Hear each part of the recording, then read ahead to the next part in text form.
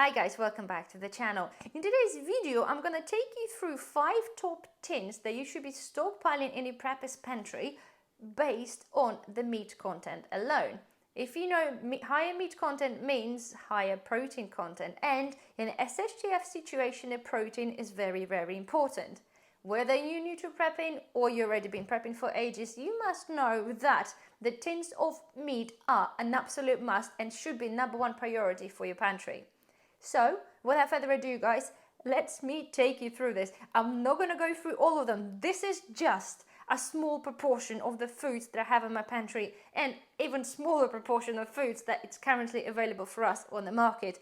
And that includes, guys, anything from the every brand of the corned beef to the chicken and white sauce, chicken protein, meatballs. You can see we've got the stewed steaks, of course, and the really heavily processed meats. So without further ado guys, and it might not be a surprise to you, but #1 is Spam, okay? And guys, I'm not including the taste things into the consideration whatsoever. We are just talking about the meat content.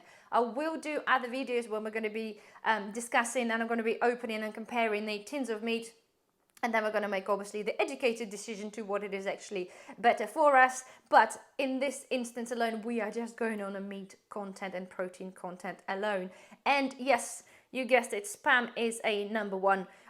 I know it's not a tin, but I prefer to have some of those in the easy opening packets, but it's the same. But the tin is absolutely the same. And yes, they're ranking at #1 in terms of the content, okay? The meat content. They're not, to me, it's not the best flavor, unfortunately, I have to say, but nonetheless, it's 91%, which I think pretty good.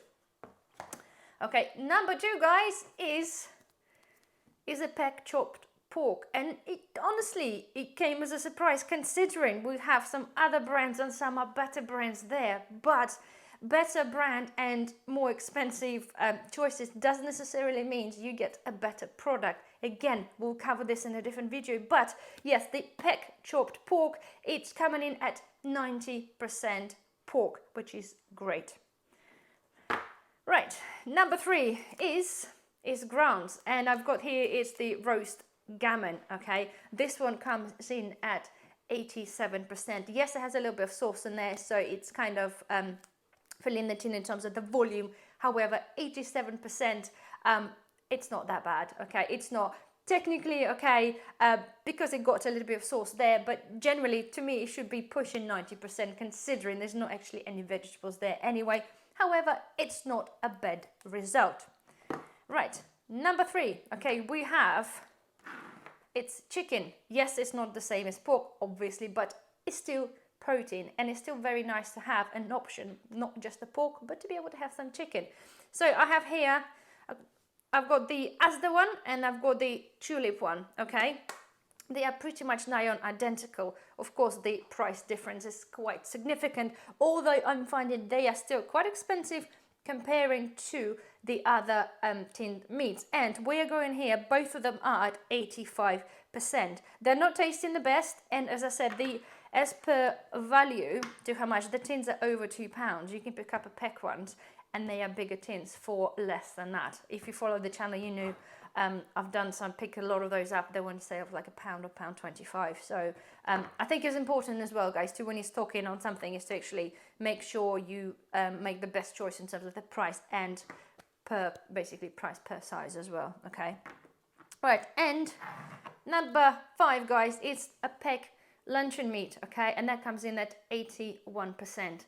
Okay, so there we have it. So it seems that the peck it seems to be the top of the list, really, twice in the #5. Okay, as you can see, guys, we have another selection of other things in different brands, and none of them particularly are cheap, or you know, you've got the Royal Dane. And just to really let you know, guys, how bad things are with the brands like the princesses, right? They're meant to be a market leader for the tins and stuff, but time and time again, I looked at their products, I looked at their what they put inside is, and so the chicken roll, okay, with sage and onion, so it's pretty much the same consistency as that, okay, and it's 52%, okay, 52% chicken. It's just appalling. You have 28% chicken, and then you have 24% it's mechanically separated chicken.